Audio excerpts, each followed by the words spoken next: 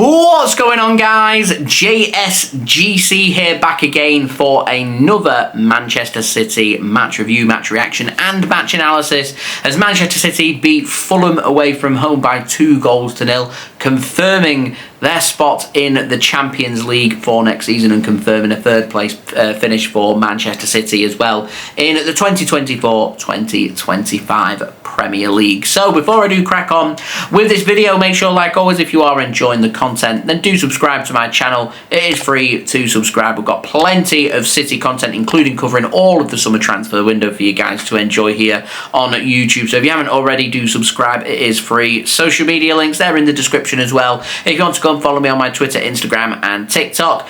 Email also in the description too if you want to hit me up for any sponsorships for any videos or any general business inquiries. Don't forget to leave a thumbs up on the video as well. That would be much appreciated. It lets me know that you are enjoying the videos, and do get your thoughts as well in the comments below. So as we approached into this game, it was always important that Man City tried to keep this game as professional as possible. What we wanted here was nothing nerve-wracking, nothing stupid, nothing that was making us look at other results and having us look over our shoulders. And in what has been a very disappointing season for Manchester City, it would have been typical City really to have probably been looking over the shoulders and been in the position that Newcastle find themselves in when it came towards the last 5 or 10 minutes, where they were losing their game and they were relying on a favour from elsewhere, and it became very nerve-wracking, whereas Man City just kind of got calm and composed and did what they needed to do. So yeah, from that point of view, keeping a clean sheet, scoring a couple of goals, picking up a really good away win against a good team in Fulham. Yeah, they had nothing to play for, but still they're a good team.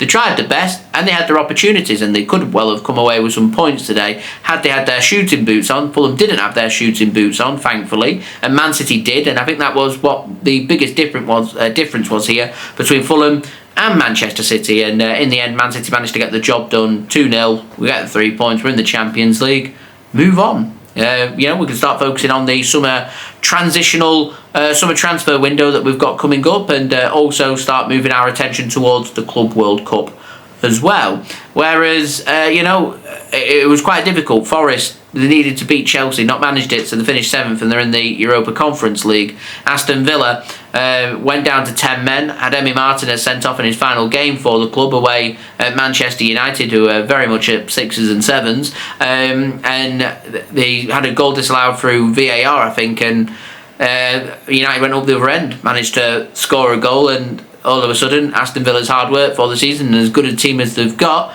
and at times have looked quite rosy this season, have missed out on Champions League football. There's no Champions League football for Aston Villa, and I think that's a very disappointing way for their season to come to an end. Newcastle had a home game against Everton. They lost that game, yet still managed to secure Champions League football. Chelsea haven't had the best of seasons, but still managed to find enough consistency that they've got Champions League football now heading into next season. So do Manchester City, so do Arsenal, who finished 2nd, and Liverpool win the Premier League, lift the trophy, and obviously they're in the Champions League as well and Premier League champions, and they're doing some mad bits of movement in the transfer window as well. So making things very exciting heading into next season, because Liverpool looking very good. Arsenal, I'm sure, will be adding bits of quality to their team. I can imagine Newcastle and Chelsea adding quality to their team now that they've got Champions League football. It'll be interesting to see what business Nottingham Forest choose to do, what Palace choose to do, what obviously Tottenham Hotspur in the Champions League choose to do, what Newcastle choose to do as well. All got European football, so it'll be interesting to see what they all do. But for me, it all belongs to Man City, because we need to transition, and we need to transition properly,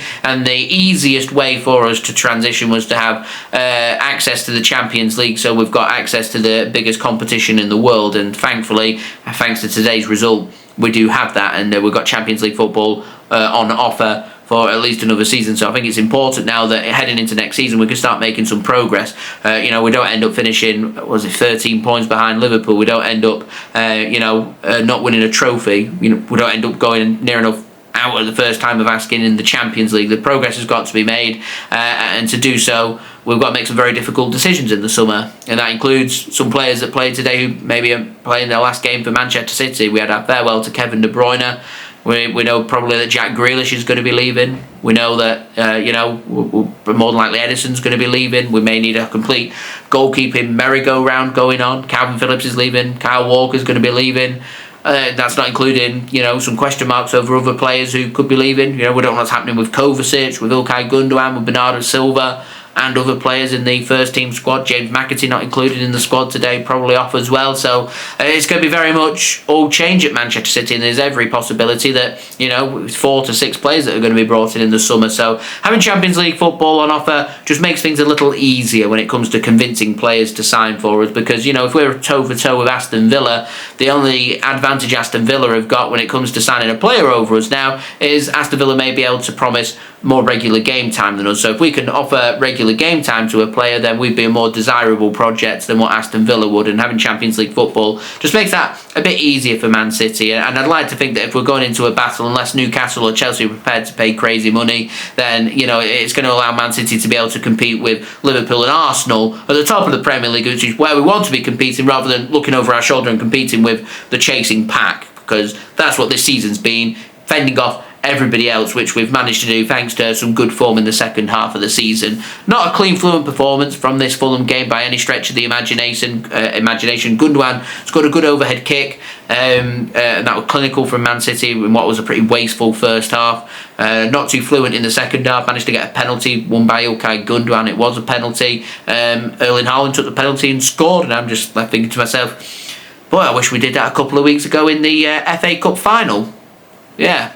Here we are. We didn't, and this is why we've got a trophyless season. So we have to deal with them things. But when you get given a penalty, you got a chance to wrap a game up. You wrap the game up. We keep a clean sheet. Fulham had their opportunities. They didn't take them. Teams will have opportunities against Man City.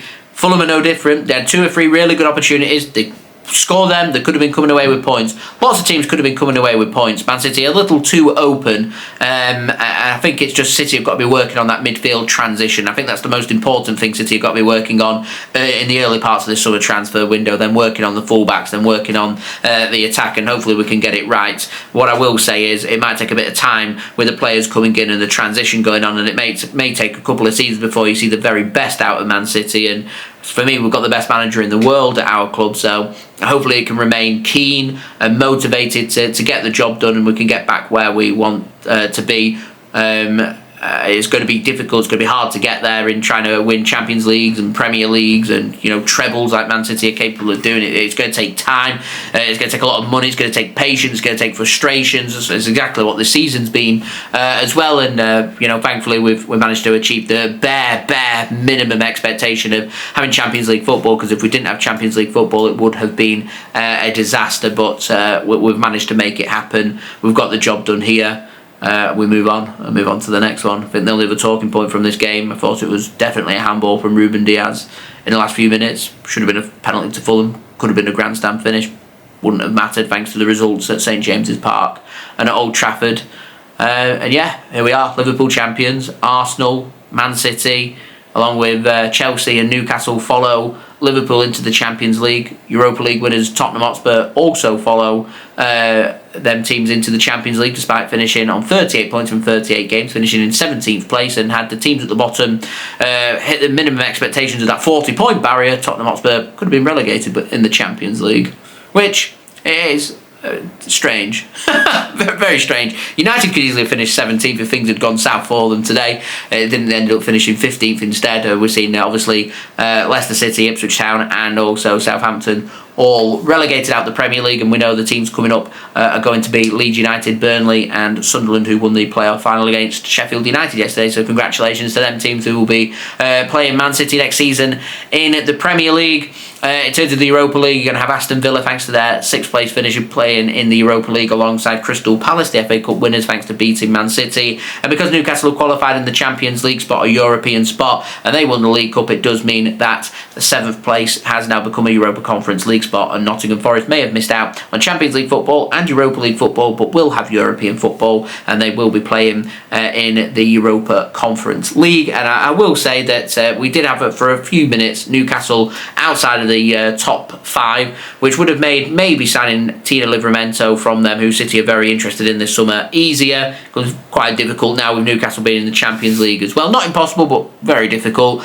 But it does mean City very interested in signing Morgan Gibbs-White. Becomes a lot easier for us to sign now. Nottingham Forest are not in the Champions League, and Manchester City are, thanks to today's results. And that's what the importance is when it gets to the final game of the season. It's about professional job, get your head in the game, and doing what you need to do. How many times have we seen Man City have to do late comebacks on the final day to achieve their aims because they've not played a professional game? Thankfully today, no headaches, nothing to worry about. Cool, confident, 2-0 performance, 1 goal in the first half, 1 goal in the second half. Probably a farewell game for Ederson. He keeps a clean sheet. We get the 3 points. We're into the Champions League. Kevin De Bruyne leaves Manchester City forever, looking like he's closing in on a move to Napoli. Sad day, very sad day. Sad day for Man City. Looking at, for me, Man City's best ever midfielder. I think we're looking at the Premier League's best ever midfielder. Leaving in what's been a very, very successful tenure for Kevin De Bruyne at Manchester City. So, yes, season done and dusted, thankfully. 2024-2025 season is over and done with. We can focus now to the Club World Cup in June, see if we can pick up another trophy and a heck of a lot of money heading into July if we can get to the latter stages.